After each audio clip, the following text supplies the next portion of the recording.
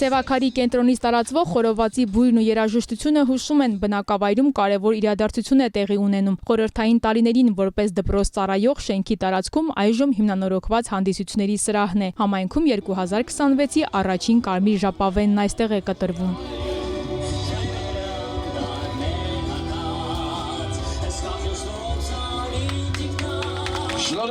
Հարսանի, կնունք, ծնունդ, այդպիսի ուրախություններ ավելի շատ ելնեն։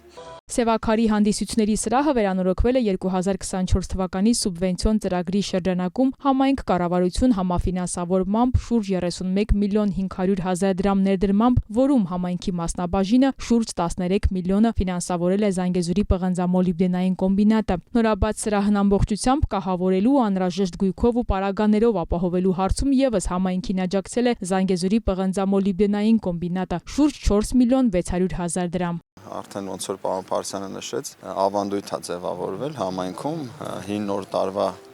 օրը նման հանդիսությունների սրահներ բացել։ Անցած տարի է ես նաև ներկա, մեկ այլ համայնքում, Չապլի համայնքում։ Մեր քաղաքականությունը սոցիալական հենց ազդակիր համայնքներում նման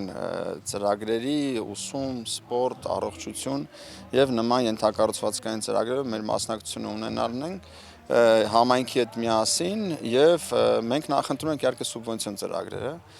որովհետեւ այդտեղ այդ համագործակցությունը երրակողմ իհարկե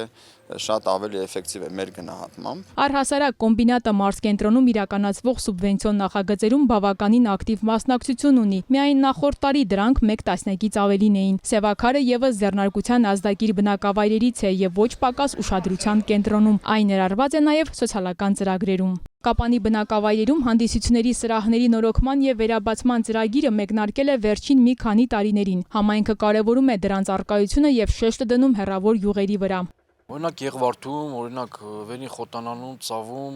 Չափնիում դրանք շարունակական բնույթ են կրում։ Այսօր արդեն Սևաքարում